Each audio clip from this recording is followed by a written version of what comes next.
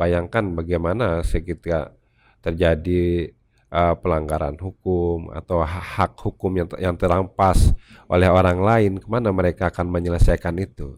Kalau penegak hukum yang lain seperti polisi, kejaksaan, mereka kan memfasilitasi itu sampai nanti ujungnya perkara itu kan akan dibawa ke pengadilan untuk diputuskan, gitu. Jadi tidak bisa kan, polisi tidak bisa memutuskan. Dia hanya menyidik, lakukan pemeriksaan, tidak memutuskan adalah pengadilan. Gitu. Jadi di antara orang-orang Islam, masalah yang terjadi itu diselesaikan dalam perkara tertentu ya. Nanti akan diselesaikan oleh pengadilan agama, begitu.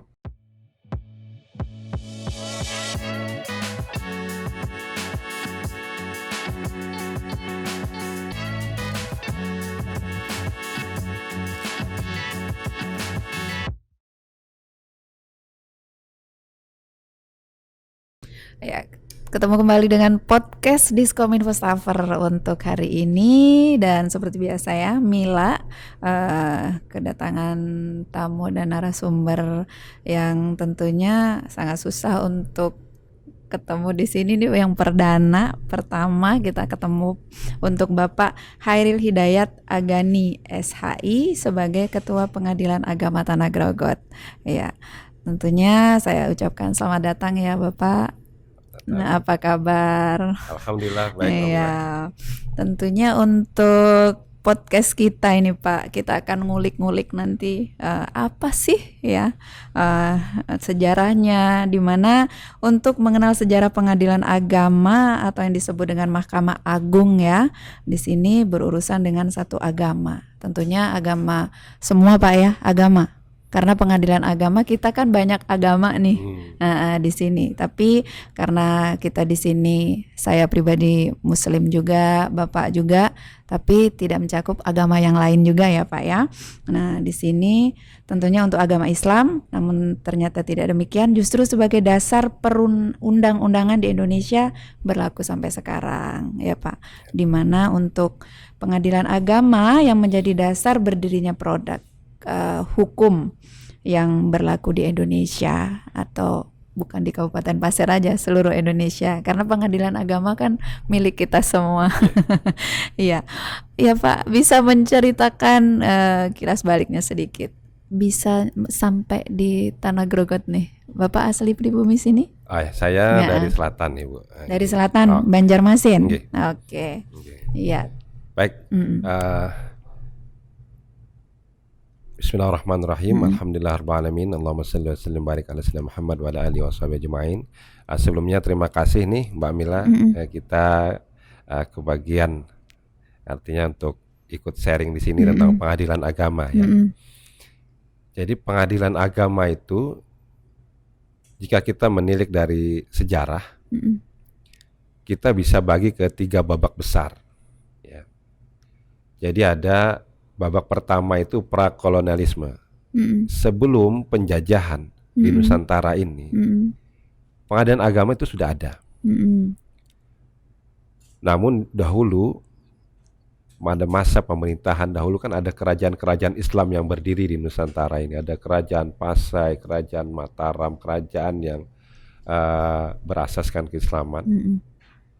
Mereka menggelar pengadilan itu di serambi-serambi masjid. Nah, ada kaidah kan dalam ilmu hukum yang sering kita pelajari itu bahwa ubi societas ibi ius gitu ya. Jadi di mana ada komunitas maka di situ ada hukum. Jadi hukum mengatur tentang interaksi antara individu dengan individu yang lain. Nah, ada kalanya interaksi itu berakhir dengan konflik. Kemana mereka menyelesaikan konflik hukum ini? Nah, atas kebutuhan itu muncullah pengadilan. Jadi dahulu di pada masa itu pengadilan itu sudah ada dan digelar di serambi-serambi masjid. Makanya itu yang disebut dengan serambi, pengadilan serambi ya, pada masa itu. Kemudian babak kedua ada setelah di kolonisme, POC waktu itu penjajahan Belanda.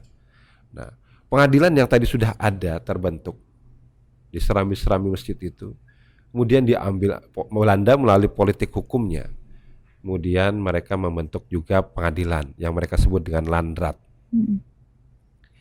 Tapi di tahun 1882 pemerintahan Belanda waktu itu juga mengeluarkan Stadblad. Ya, Stadblad itu mungkin peraturan lah tingkatannya pada masa ini, peraturan perundang-undangan yang pada pokoknya mengakui tentang pengadilan agama. Tapi bukan masih pengadilan agama, mereka menyebutnya itu Presterat. Ya. Dan tadi kalau pengadilan umum itu mereka menyebutnya dengan Landrat, jadi pengadilan agama mereka menyebutnya dengan Presterat. Jadi kewenangannya itu di bidang perkawinan dan kewarisan. Jadi tahun 1882 inilah kemudian yang diyakini sebagai awal pengakuan ya terhadap pengadilan agama. Kemudian bermetamorfosis pengadilan Presterat ini pasca kemerdekaan, ini babak terakhir ya. Babak ketiga. Jadi dengan diundangkannya Undang-Undang Nomor 7 tahun 1989 tentang peradilan agama, keberadaan atau eksistensi pengadilan agama menjadi kokoh. Ya. Jadi tadi dari pengadilan Serambi berubah menjadi Presterat, berubah menjadi pengadilan agama. Jadi berkali-kali berubahnya. Itu jadi metamorfosisnya seperti itu. Jadi Mbak, inilah kenapa kemudian menjawab pertanyaan tadi bahwa memang peradilan agama itu berasaskan keislaman. Jadi memang dia tidak mengadili selain itu, gitu ya. Jadi pengadilan agama itu ya khusus berasaskan keislaman. Jadi masyarakat yang beragama Islam menyelesaikan masalahnya ya di pengadilan agama dalam kompetensi yang nanti ditentukan oleh undang-undang dengan pengadilan agama itu.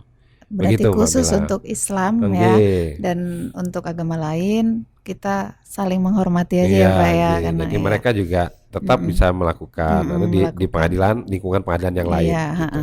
oke. Iya, tentunya untuk sejarah itu sendiri sudah disampaikan tadi, dan manfaatnya untuk sekarang itu apa aja itu Pak? Banyak ya? Iya. Jadi kan dengan adanya pengadilan, artinya kebutuhan akan penyelesaian konflik hukum yang terjadi, itu akan terfasilitasi. Ya. Bayangkan bagaimana ketika terjadi pelanggaran hukum atau hak hukum yang terampas oleh orang lain, kemana mereka akan menyelesaikan itu? Kalau penegak hukum yang lain seperti polisi, kejaksaan, mereka akan memfasilitasi itu sampai nanti ujungnya perkara itu kan akan dibawa ke pengadilan untuk diputuskan, gitu.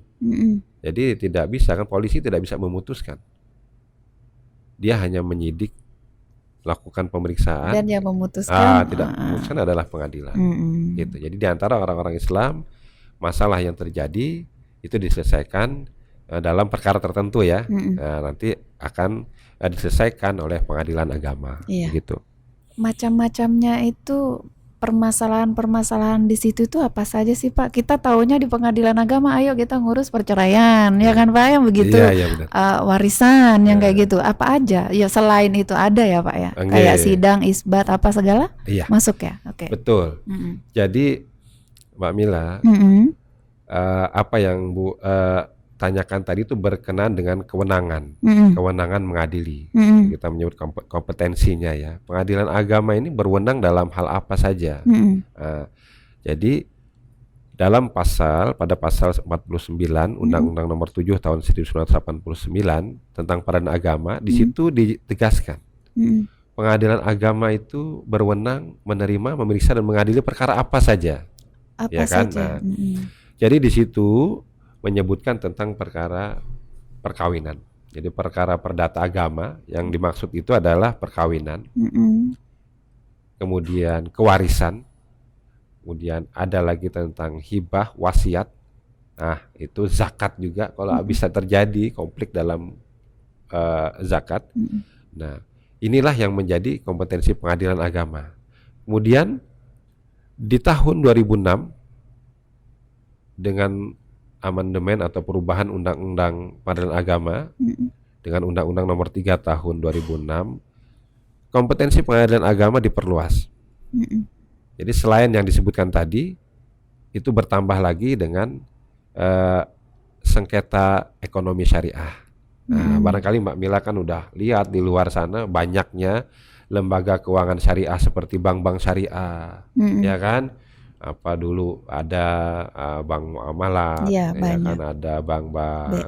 Sekarang kan Mm-mm. BSI ya, kan Mm-mm. kalau dulu kan banyak ya.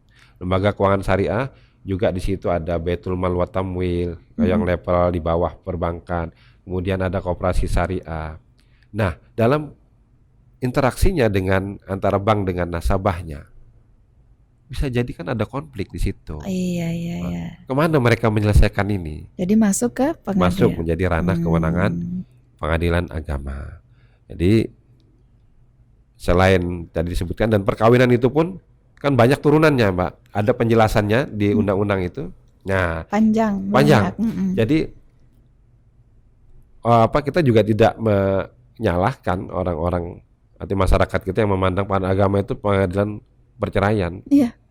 Karena memang yang dominan memang yang di kita periksa itu perkara itu, ya. Perkara. Jadi perkawinan itu ada 22, Mbak. 22 turunannya. Yang pertama itu izin seseorang menikah lebih dari satu.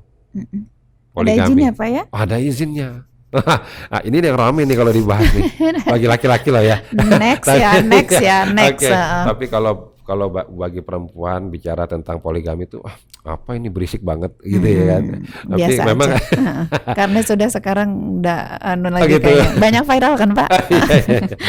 Yang jelas bahwa artinya itu salah satu turunannya dari perkawinan itu tentang izin menikah lebih dari satu, dan terakhir dari ada cerai gugat itu cerai yang diinisiasi oleh perempuan, oleh istri.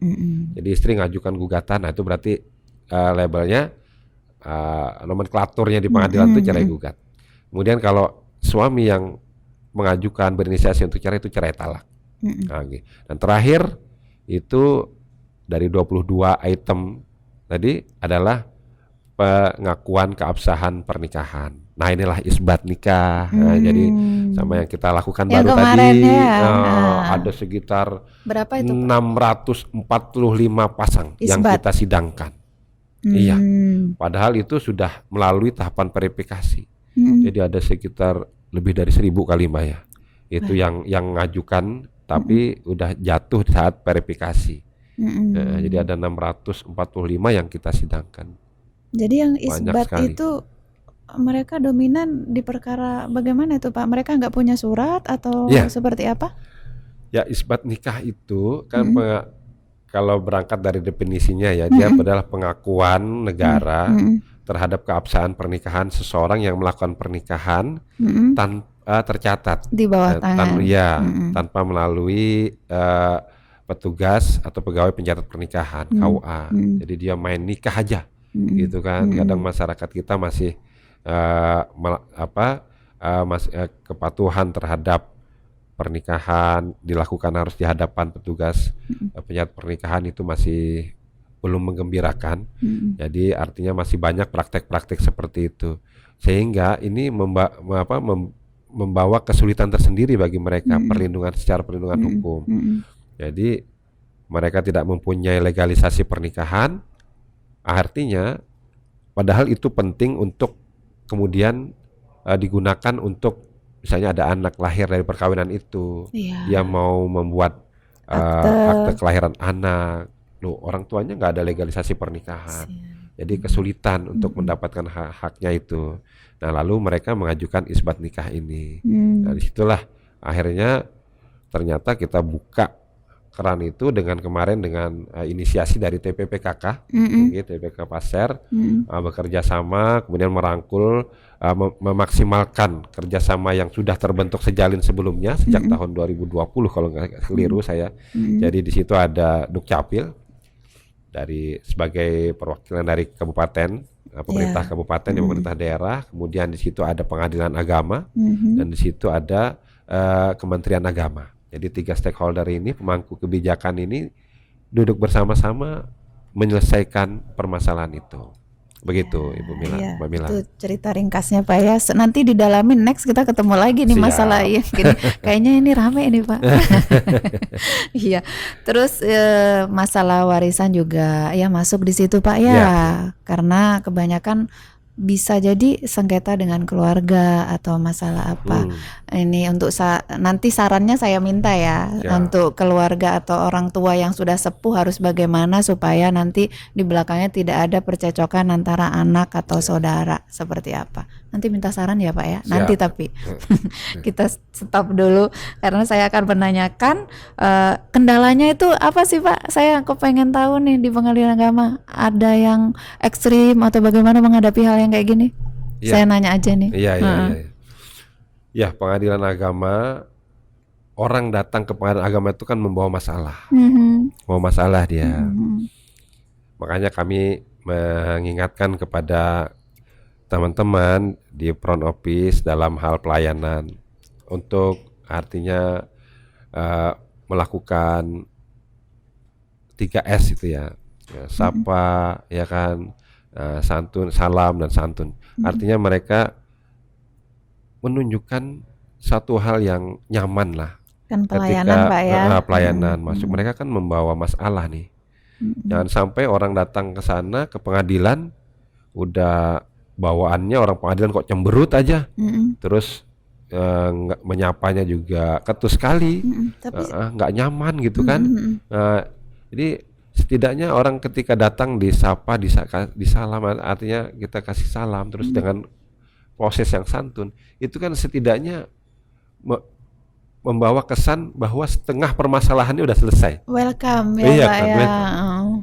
Jadi mereka percaya, muncul trust ke pengadilan, terhadap pengadilan, masalah saya bisa diatasi di sini. Gitu kan. Gitu ya. Jadi percaya ya Pak dengan muncul trust ya dari masyarakat kita, Justia Belen, masyarakat pencari keadilan, untuk menyelesaikan permasalahan ini. Permasalahan saya akan selesai kalau saya kesini gitu. Iya. Tapi kadang kebanyakan berpikir mau masuk aja sudah takut ya Pak. Iya. Karena gitu ya, karena persepsi masyarakat kita pengadilan itu kan bantah membantah, ya salah-salah nih nanti ketangkep, nanti ya kan dipidana berbalik lagi, arah gitu kan, justice-nya. Iya. Jadi kita ingin tumbuhkan kepercayaan itu di masyarakat, sehingga mereka hak-haknya untuk mengakses keadilan itu, sekalipun mungkin nilai keadilan itu luas sekali ya, dan subjektif. Apalagi di pengadilan itu, ketika ada yang berlawanan, penggugat dan tergugat, dan harus ada yang menang dan yang kalah. Secara subjektif mereka tentu berbeda dalam memandang putusan hakim. Bagi yang dimenangkan mungkin ini adil nih, ya kan? Bener, tapi yang bagi yang kalah nggak adil, gitu kan?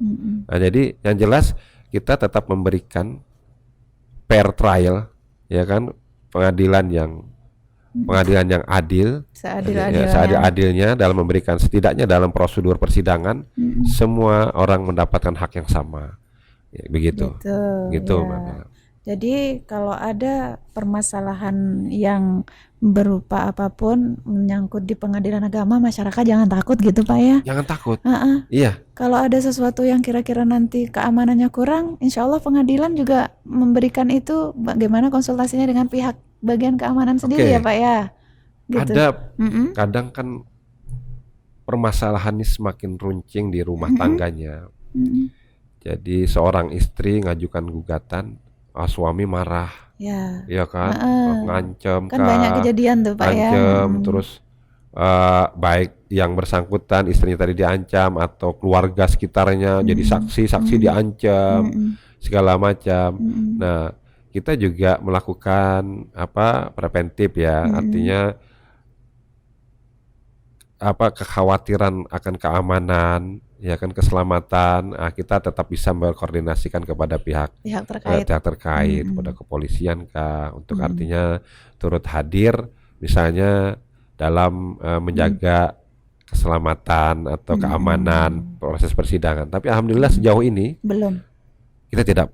Saya mulai tahun 2020 sampai dengan sekarang 2023, alhamdulillah masyarakat Pasir itu ya kesadaran hukumnya memang dalam hal ini ya, mereka ya mungkin kalau ada ancaman-ancaman cuman di luar, tapi kalau sudah di persidangan aman-aman saja. Alhamdulillah. Ya mudah-mudahan nggak ada yang Pak ya. yang Karena itu aneh-aneh. menambah satu pekerjaan lagi Pak. Karena pernah juga kan pengadilan agama ini kan pengadilan juga tadi yang disebut dengan perceraian itu kan, itu kan mengadili hati, Betul. ya kan, perasaan.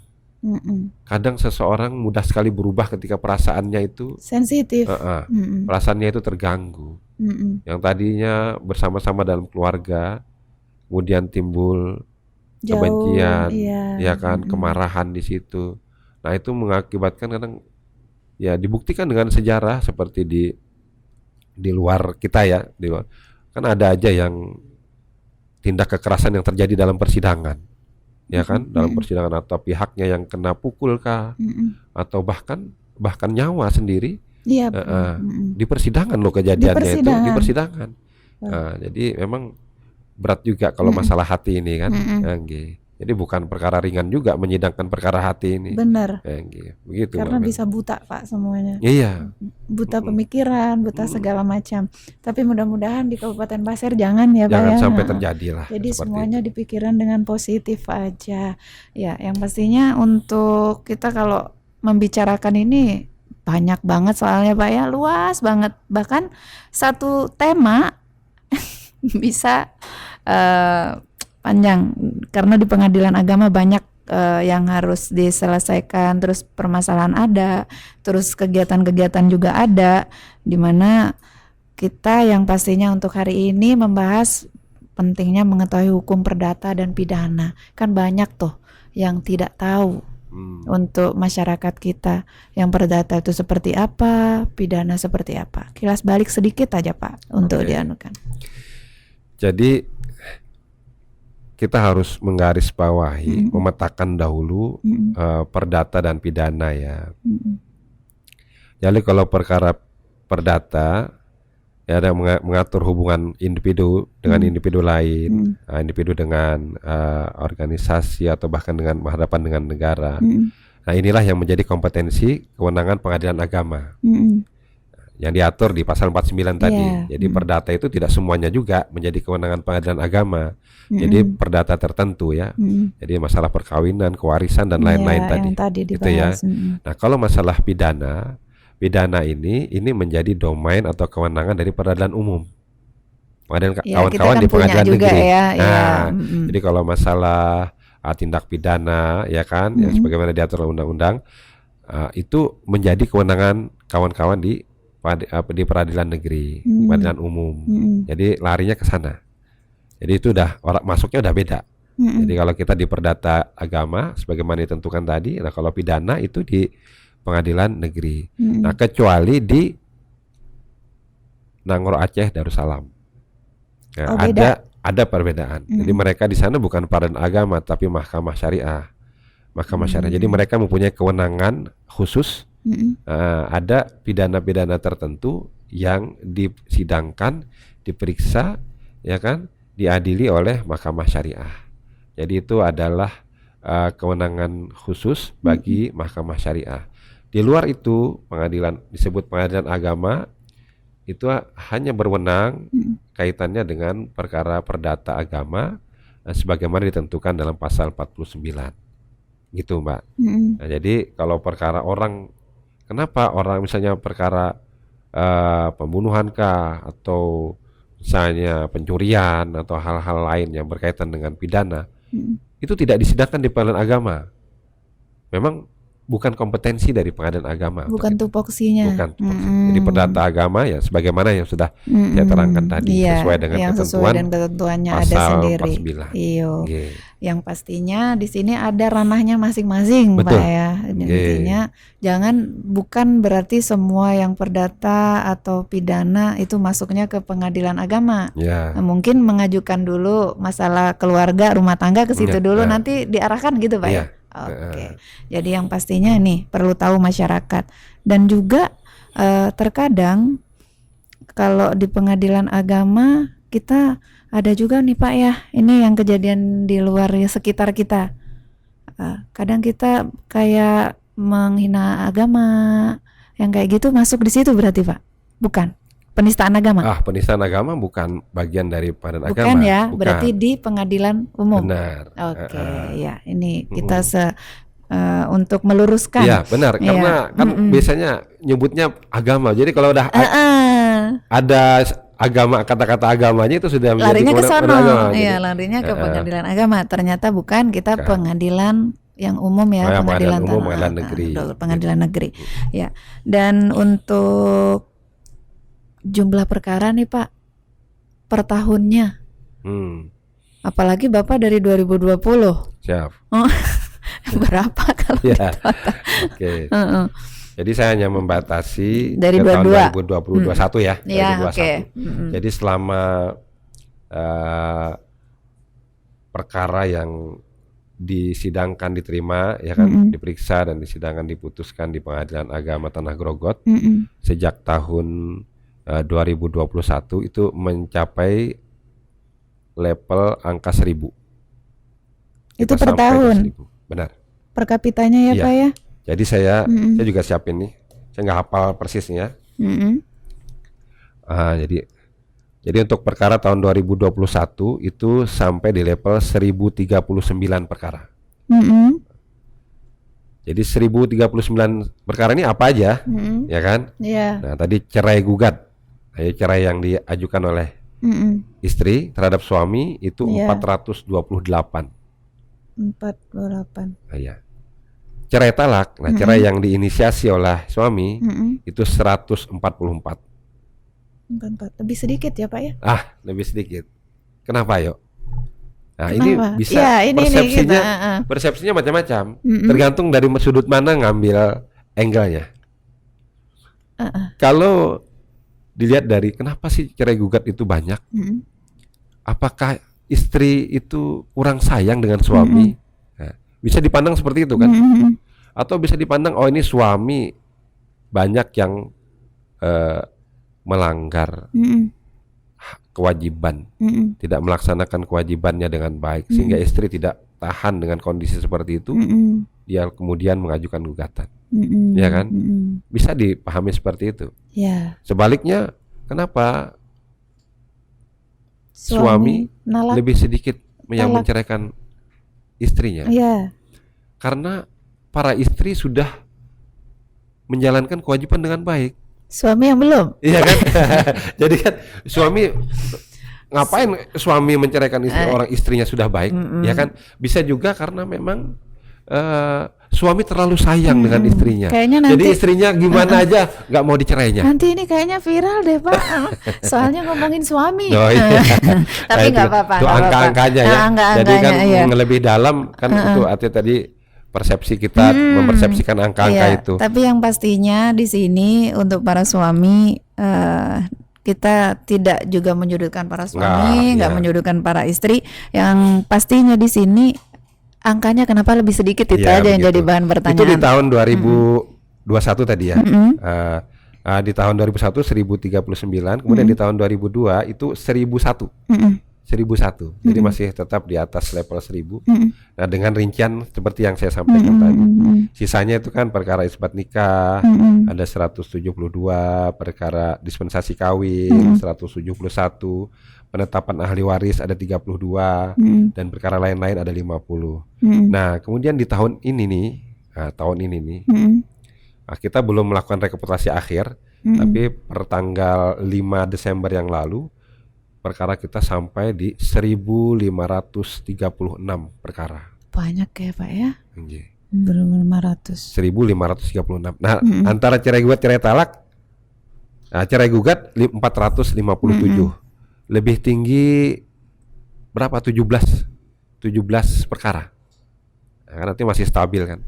Kalau cerai talak 121, menurun. Menurun. Nah, jadi kalau cerai talak meninggi sedikit, cerai talak turun sedikit. Gitu, 121 dari sebelumnya 144 gitu. Kebanyakan perkara yang diajukan kenapa istri itu menggugat itu karena ya tadi yang disampaikan sama Bapak ya. Macam-macam Bu. Jadi ya permasalahannya diajukan karena ekonomi, karena kekerasan juga, karena perselisihan perselisihan dan pertengkaran. Perbedaan prinsip. Perselisihan pertengkaran ini ya kembali lagi ke masalah yang tadi, bisa karena masalah ekonomi, pertengkaran itu ada orang ketiga kah, ya kan, memang perbedaan prinsip dari yang bersangkutan tentang tempat tinggal, misalnya tempat tinggal pun bisa menjadi masalah dalam keluarga. masalah mendidik anak, lingkungan juga. Mm-mm. Jadi hal-hal mendidik seperti anak ini ya benar. kemudian menjadi masalah yang berkembang, Mm-mm. dan akhirnya terjadi pertengkaran, Mm-mm. kemudian sampailah ke pengadilan begitu. Iya benar. Dan kasus perceraian sendiri sangat banyak per tahunnya ya sudah Pak ya. Dan yang menikah juga banyak Ya. pasti. Iya benar. Sebenarnya kan banyak nih bilang harus kenal dulu untuk pernikahan, kenal dulu sampai lama baru nanti menikah biar tahu ini karakter masing-masing. Ternyata yang lama pun belum setahun bisa pisah kan Pak? Benar. Kadang yang malah sebentar tahu berusaha saling mengerti atau bagaimana, yang pastinya tidak mencakup lama atau tidaknya bertemu ternyata. Nah ini saya yang pelajaran nih gimana caranya supaya enak gitu ya kan untuk suami dan istri gitu. Ya memang keutuhan rumah tangga bergantung kepada banyak faktor. Tadi yang disebutkan oleh Mbak Mila, artinya apakah perkenalan antara seorang laki-laki dan perempuan, berapa lama dia kenal, itu menjadi jaminan, menggaransi bahwa dia bakal dapat membina rumah tangga yang dapat memenuhi tujuan keluarga yang ingin mewujudkan kebahagiaan secara kekal yang berdasarkan ketuhanan yang Maha Esa sebagaimana diamanahkan oleh undang-undang perkawinan. Itu juga kadang tidak berbanding lurus ya. Kadang kan kita memandangnya kalau orang udah lama itu artinya udah paham nih karakter masing-masing, ya kan. Lalu kemudian mereka membina komitmen untuk bersama-sama dengan melakukan akad nikah. Nah itu juga tidak menjadi garansi ya. Memang ini bahasan ini lebih tepat dibicarakan dalam sesi tertentu, Mbak. Iya benar kan, karena panjang. Ini kan bagaimana solusi dan caranya, trik, tips dan bagaimana untuk bisa menjaga keharmonisan rumah Kayaknya tangga. kita perlu ketemu lagi nanti di podcast untuk membahasnya kalau kayak gini, saya Pak. siap ya. Kalau mudah-mudahan panjang kita umur. panjang umur, ada kesempatan kita bicara panjang lagi masalah ini. Iya. Dan untuk menyambut tahun depan nih Pak, adakah sebuah lembaga nih untuk mengarahkan pendekatan kita kepada masyarakat yang punya problem atau kasus-kasus yang ada? Sudah ada untuk pengadilan agama kita di sini. Maksudnya gimana? Ini untuk menyambut tahun depannya lagi nih, mungkin 2024, apakah ada program lagi? Siapa tahu untuk menangani sebuah kasus ada wadah tersendiri yang akan dicapai untuk. Baik, sebenarnya untuk saya menyebutnya inovasi aja ya. Lembaganya ya. Jadi kami berkomitmen untuk memberikan yang terbaik buat masyarakat Kabupaten Pasir. Justia Belen, pencari keadilan masyarakat Pasir, kami sudah berkomitmen akan melayani mereka senyaman mungkin, sebaik mungkin. Jadi dan itu sudah berjalan, Mbak Mila. Kami memiliki yurisdiksi atau daerah kewenangan se-Kabupaten Pasir. Kabupaten Pasir kan kita maklum ini sangat luas sekali. Ya, sangat luas sekali, dari timur ke barat, dari selatan ke utara, dari utara ke selatan, sangat besar. Sehingga kami ingin memangkas jarak yang ada ini dengan memberikan pelayanan di beberapa titik, sehingga masyarakat dapat dengan mudah mengakses keadilan dari pengadilan agama, layanan dari pengadilan agama. Jadi kalau untuk daerah selatan arah kemana tuh, kalau ke daerah Long Ikis ke Long Kali itu kita tentukan titik pelayanan di daerah kecamatan, ada masing-masing, ada berarti di Long Ikis. Nah, jadi kita itu kan mempermudah juga. Jadi bagi masyarakat di daerah terdekat sekitar dapat mengakses pengadilan agama di kelurahan Long Ikis. Jadi kita buka layanan di situ setiap minggu. Ya, nanti ada hari Jumat datang. Kita dari apa yang saja yang dilayani itu mulai dari pendaftaran atau pendapatkan informasi ya. terus pendaftaran, bahkan persidangan juga, dan produk pengadilan agama berupa penetapan, ya kan, putusan juga, sampai kalau dalam perkara perceraian itu ada akta cerai, itu bisa langsung diperoleh di sana. Iya, jadi mempersimpel ya Pak, Iya. sesuatu lebih mudah. Benar. Jadi kalau untuk daerah selatan itu ada di Batu Sopang. Nah, jadi itu ada titik-titik layanan kami di situ. Oke, ada pesan sebelum kita mengakhiri perjumpaan kita ini? Oke. Ya. Kami hanya ingin menyampaikan kepada Yusjabelan, masyarakat pencari keadilan di Kabupaten Pasir, bahwa kami pengadilan agama berkomitmen untuk memberikan yang terbaik buat para pencari keadilan. Kami berusaha memberikan layanan dengan mempermudah di titik-titik tertentu, sebagaimana saya sebutkan di Batu Sopang, di Kecamatan Batu Sopang, di Kelurahan Long Ikis, ya kan, dan juga secara kita bisa juga mendapatkan layanan, menyediakan layanan melalui website ya. Jadi di situ bisa dibuka, diakses, tinggal googling aja, ya kan. Di situ ada nomor pelayanan, ada WA, ada juga medsos yang kita gunakan secara resmi. Jadi kita lihat itu memang masyarakat kita lebih banyak di Facebook sama Instagram. Jadi pengadilan agama juga membuka kanal itu.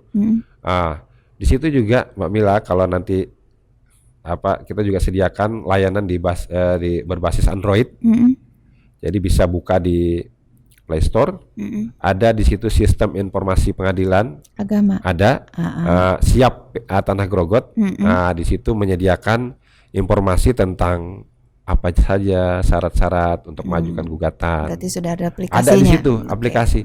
Bahkan untuk mengetahui ini berapa biaya yang harus saya keluarkan untuk buka sidang, itu bisa dipilih di situ, bisa diperoleh dari fitur di aplikasi yang kita buat.